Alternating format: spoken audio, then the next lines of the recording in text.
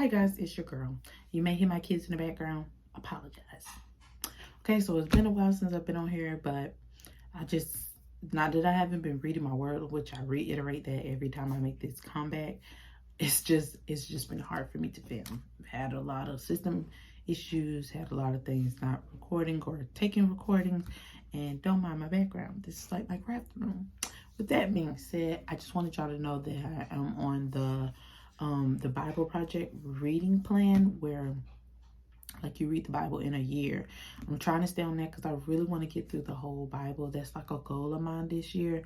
But I also want to dig deeper. The only thing when it comes to reading on those apps is that you don't get to dig as deep if you're reading them, because you have to read a few chapters. And if you work or you have kids, sometimes it's a little hard. Now, what makes it easier is that, taking the time out to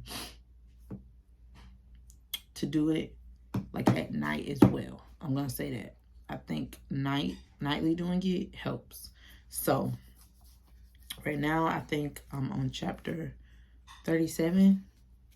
Chapter 37, because I've read, of course, from the beginning all the way to, looks like chapter 37. Because sometimes I have to skim over it, because sometimes I've like skipped and read some more of it and haven't marked it off.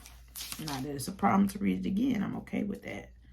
I'm definitely okay with it. Well, let me see this. What got me was the fact that, like, it was some mother-in-law and daughter-in-law issues in this Bible. I just want to tell y'all about the one with Esau, aka Edom.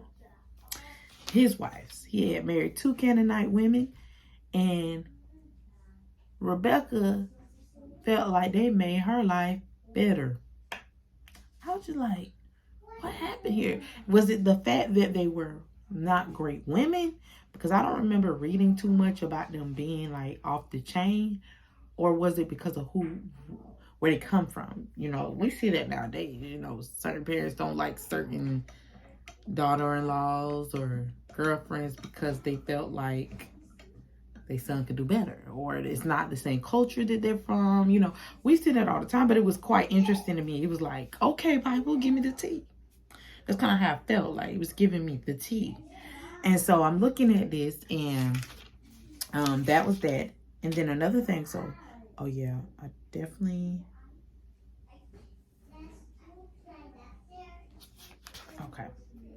okay, so these are old notes, because this is not my first time reading Genesis. Honestly, I've read Genesis so many times, I always seem to go back to this. Now, that was the last part that I read. We was in chapter 36. Well, no, the last chapter I read was 36, where it was talking about Esau's family and letting us know who the original Edomites was, and telling me about all of his kids, who they came from, because he had 2 wives that was Canaanite women. That was, what was her name? I can't remember one of their names. Timon was one. And then another one, like I said, for whatever reason, I cannot get her name. It starts with the O. Oholibamah. I probably said that wrong.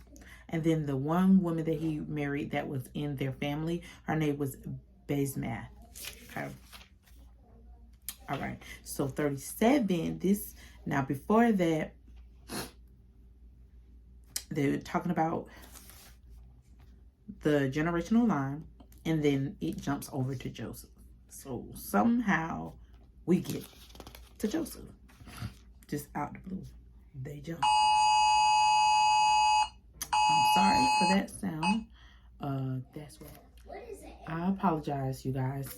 The camera cut off because I got... Yeah, we're going to push past that. That happened to me last night. I don't know what's going on. This is the second time. Anyways, we're going to get into it. So, next one is going to be 37, and we're talking about Joseph. Y'all know who Joseph is, I believe. His mama is Jacob and Rachel. Okay? Jacob and Rachel, Rachel was the one that he really, really loved. He worked for their daddy, Laban, for 20 years, actually. 14 years of that time was to work to get his wives, because the first 7 years he was supposed to have Rachel, but the oh boy tricked him because he felt like, and he said in their culture, the firstborn is supposed to get married first, although he didn't give those directions to Jacob when he was doing all that work. But because Jacob loved Rachel so, he continued to work 7 more years. So at that time, I felt like they knew they was going to live longer than we do nowadays, because we're very impatient. We want things to happen like right away. But for whatever reason, they knew that they was going to live long. See, we are nervous because we know that the food we eat, the electronics that we use are killing us slowly. So we know it's a possibility that we will not make it next year. See what I'm saying? Tomorrow's not promised. But back in the day, they had a lot of tomorrows. Anyways, with that being said, Joseph is dreaming. This is a time, they skip around in Genesis. Joseph is dreaming, and it looks as if it's about to be a problem, because when he started dreaming and telling people the dreams, they're getting upset. Okay, so that's what I'm going to be reading today. I'm going to read 37, and then it shows Psalms, but I'm going to keep reading on because I like to be ahead of time. It says I'm on track, so yes, I need to be ahead. Guys, can y'all please quiet down, especially when you know I'm filming right now? Okay. Disrespectful sometimes. Excuse me, this is my last time saying it. Please quiet down. Okay. And then I was watching, I think his name is Chad. He reminds me a lot of Jason Mayfield. And he was talking about using little tabs in your Bible. Like, well, his was a little smaller. It was more like these right here. And he was saying, get the posted kind. Don't use the cheap ones. And I understand what he's saying. Let me tell you why. Because in my CPT coding book, let me show y'all. This one right here. If you know, you know. These are posted tabs. Y'all see how thick and solid these are? Okay. These, try to follow me. These particular ones are more like flimsy, like they're not as thick. And let me show you, not as thick as the ones from Post-it. And that's just the honest truth. This is these are Post-it ones. I think these are my Post-it ones. I have to see. I know I have a few Post-it ones. Yeah, these are Post-it. This is thick. You hear that? Thick. Just thick. But if you have the cheaper brand, and he's not saying like, oh, don't do this, don't do that. I don't think that's what he's saying. Because they have pens, they do a lot of stuff. But what I'm saying is, if you do have these can work until you're able, after you use all these, stewardship 9, after you use all these, you can go get you some Post-its. They're not as expensive at the moment. I would go on Amazon and look to see before I go inside the store, because I feel like the store is a little more expensive. And you know, Walmart usually has things a little bit cheaper than other stores. So yeah, if you have to get it, you don't have to. Now I don't like Post-it notes. They used to be really good, but now you got to get the super sticky ones, and I don't like them trying to play me like that. Just like I don't like my kids trying to play me with all this noise. It's quite aggravating. Oh, y'all, look at my skin. Oh yeah. So this one, this is like the super sticky ones that they're showing. And to be honest, it's probably best to get super sticky because it does stick a little more. Like I have Post-its on my desk, and these sticks seem to stick a little more actually. And it's so aggravating because, okay, so I've just used 2 Post-it notes with important information. For whatever reason, them 2 Post-its keep going away. It's the smaller square ones, 2 by 2. Where are they going? I don't know. Anyways, let's keep our focus on the Lord. So y'all can get into the word. And y'all, another book that I'm also reading is Jeremiah. I'm trying to get into that word because I have never read through that particular book before, but I do know it's a book of prophecy because he is a prophet. They call him the weeping prophet because of him weeping for us.